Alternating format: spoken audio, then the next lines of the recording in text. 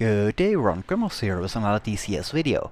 Today I thought I'd take a quick look at a little plane I have not flown on a channel till now, the Hawk T1A, one of the three smart trainer aircraft available in DCS, the other one being the L-39 Albatros I already took a look at, and the Casa C101, which I will take a look at when the armed version is available as well. I know not everybody likes trainers in DCS and many prefer proper fighters, but I do like flying those small light jets every now and then, as they are usually just lots of fun to throw around in the air, and I also like to make lower deck counterinsurgency type missions every now and then, where those kind of jets fit very well. Also, I looked a bit into what the intended role of a Hawk or a L-39 in case of a Cold War gone hot in the 80s would have been, and as it turns out, other than their training role, those little light planes would have also been employed as light fighters, usually as short-range point defense fighters behind friendly lines, where the lack of radar could to a certain extent be countered by ground control intercept, defending versus enemy strike aircraft or bombers.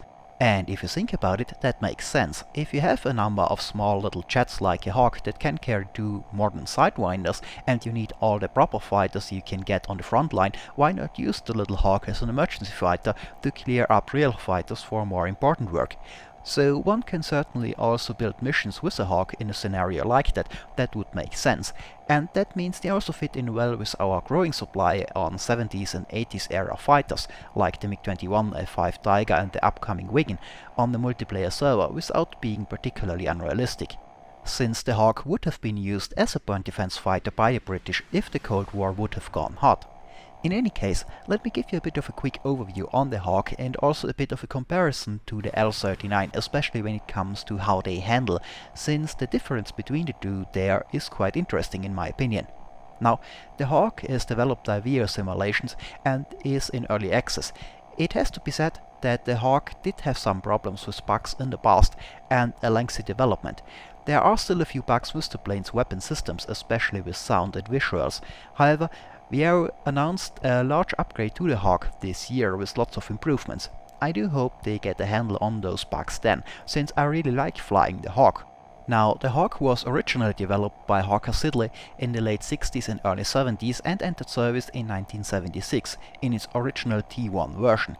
The T1A we have in DCS is based on that but can carry more weapons, including a centerline 30mm gun pod and two Sidewinder missiles, so the trainer can also be used as a light attack aircraft and point defense fighter. The Hawk is of course subsonic, but it does have a pretty powerful engine, a non-afterburning version of the engine used in the Jaguar, and a good thrust-to-weight ratio for a trainer. It can't match real fighters, but for a trainer it's pretty good. And being pretty lightweight, the Hawk has a low wing loading for a jet and is very maneuverable at low speeds. As I said, I like flying those light and nimble jet trainers in general, like the Hawk, the C101 or L-39. Now, with the L-39 and the Hawk looking somewhat similar at first glance and both being developed and used in similar roles as a trainer and light attack aircraft, one could assume that they also fly very similar. Interestingly, this is not the case. As a matter of fact, those two are very different beasts, with both of them of course being very light and nimble fighters, but the L-39 is noticeably more difficult to fly at higher angles of attack than the Hawk, with higher angles of attack being relative, since both of them operate on comparatively low angles of attack compared to newer fighters with leading edge extensions or delta wings we have in DCS. The L-39's stall characteristics remind more of World War II fighters we have in DCS, sharply dropping a wing when you get to the critical angle of attack. That is the angle at which the airflow on top of the wing does not flow along the surface of the wing anymore, but separates from it, and the wing therefore no longer creates lift. The Hawk handles more than you might be used to from the newer jet fighters in DCS, with the nose simply dropping most of the time when reaching critical angle of attack and violent departures being rare. DCS pilots that have flown the Hawk before trying the L-39 for the first time are often surprised by the difference between the two. And that handling difference between the two in DCS is of course the way it should be, with both the L-39 and Hawk having very good flight models. I read, for example, an account of a Hawk pilot having a chance to fly a L-39 in the book Tornadoes over the Tigris by Michael Napier, and the author of that book was also surprised by how different the L-39 handled in comparison with the Hawk. So let's take a look at why this is. Well, the L-39, while at first glance looking somewhat similar, has, when it comes to its wings, a much simpler and more traditional layout. A thin and smooth straight wing without much aerodynamic gizmos that help with stability at higher angles of attack. Somewhat similar to what you find on late World War II fighters as a matter of fact, like the Mustang or 190 D9, though of course not having a large prop in the front. Still, this thin straight wing has a tendency to stall a bit abruptly and drop a wing. That doesn't mean the L-39 isn't maneuverable. It is very maneuverable with its low wing loading and straight wing, but it can be unforgiving and a bit unstable at high angles of attack, so the pilot needs to have a steady hand when flying at the limit of the L-39 to keep from departing. The Hawk, on the other hand, has a swept wing to improve speed. The Hawk is faster than the L-39 by quite a bit, but more importantly, the Hawk also features a lot of aerodynamic tricks to improve the plane's handling and stability at high angles of attack. Those are vortex generators, vortilons, wing fences and strakes. At the time the Hawk was developed, that was state of the art. Now the vortex generators, a row of tiny fins on top of the wing, which create a vortex of air chordwise along the top side of the wing, which delays separation of the airflow at high angles of attack, improving handling at high angles of attack. But they also create a bit of drag, so might make the plane a bit slower. However, you do see those vortex generators sometimes on subsonic fighters of the time, the Hawk being one. Another that comes to mind would be the Harrier. On more modern jets, you get large leading edge extensions instead to delay flow separations and get higher angles of attack that way.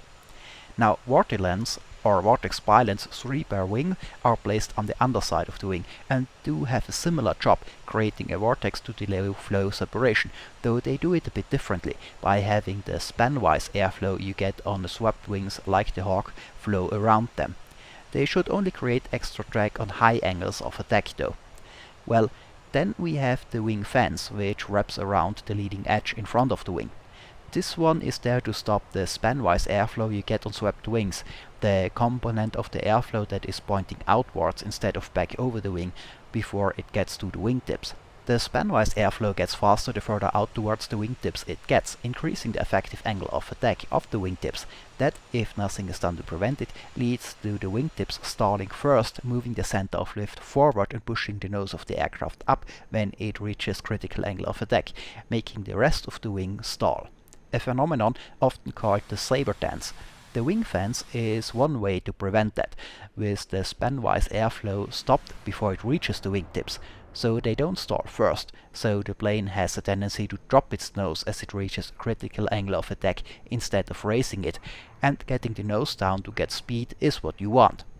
Well, and last but not least, we have the ventral strakes at the rear of the plane. Those 2 large fins below the engine nozzle are there to give stability at high angles of attack, when the main vertical stabilizer is at least partially shadowed by the nose of the aircraft. So, as you can see, the Hawk has a whole slew of little aerodynamic helpers to increase its stability and handling when maneuvering at high angles of attack, while the L-39 does not. That's why the planes have such a different feel when maneuvering, even though they are otherwise somewhat similar. Both are very fun to fly though. I just thought that the difference between the two was quite interesting and a good way to show off some of the advances in aerodynamics at this time. So let's talk a little bit about the capabilities of the Hawk T1A in combat. Now, as a trainer, the plane of course does not have the sophisticated avionics of a fighter. Most notably, it does not have radar or a radar warning receiver. Especially the lack of a radar warning receiver reduces the plane's survivability compared to true combat planes in DCS quite a bit, since you get no warning from a lock. So I would say it is generally best to stay low and try to fly under the radar, since you get no warning from a radar lock. And you have to spot all threats with the good old Mark I eyeball. One thing that can really help you with that is the second seat and multicrew. The Hawk has limited multiplayer multicrew capabilities at the moment. Now, the way I understand it, the Hawk was not originally planned to ship with multicrew, since it is in development since quite a while and started before multicrew was in the game. But by now, BAE did figure out a way to give it multi-seat functionality. In single player, both seats are fully functional, so you can fly the plane from the back as well as the front, and I have to say, the view from the rear is much better than I thought it would be. Still, in single player multi-crew functionality is not that important. In multiplayer, competitive or co-op, it is of course a lot more interesting. Here the rear cockpit is not fully functional yet, I hope this will get added later, but you can have someone right in the back. And that can be quite useful, for example if you are on a low-level strike mission and the pilot has to concentrate on what's in front of him. It's great if you have a second person in the rear seat that can look out for threats coming from the rear or missile launches, or help you in a dogfight when you lose sight on an enemy. Another option would be in a forward air controller role, for example, with somebody else flying, and the rear seater would be free to concentrate on directing airstrikes from friendly strike aircraft or search for enemies on the ground, or as an artillery spotter. With combined arms you can control artillery strikes and friendly ground units. Having someone in the rear of the jet coordinating that and directing artillery strikes from the air should also work quite well. And that is something I personally want to try in a co-op mission I'm currently working on, and I hope I can show you some of that mission soon. Now, when it comes to attacking itself, the Hawk has access to a centerline 30mm Aiden gunpowder, 70mm hydro rockets, Mark 82 bombs on triple ejector racks and cluster bombs. All aimed manually of course, no sophisticated ballistic computer. That armament is not much, but enough for some light ground strikes and close air support. Sadly, as I've mentioned, some of those weapons are a little bugged at the moment. For example, the 30mm doesn't have sound. From what I understand, the problem lies with the Hawk using pre-existing DCS weapons instead of ones developed for the Hawk, and there are some issues with some of them. Again, BAE announced that a big update for the Hawk is coming this year, and I hope new weapons will be part of that. Now, in the air-to-air role, the Hawk on top of the 30mm cannon can carry two AIM-9 Sidewinder missiles. Again, it was planned to use those little Hawks in a light fighter role should World War III break out, but of course versus strike fighters or bombers. It wasn't meant to dangle with proper fighters, if at all possible.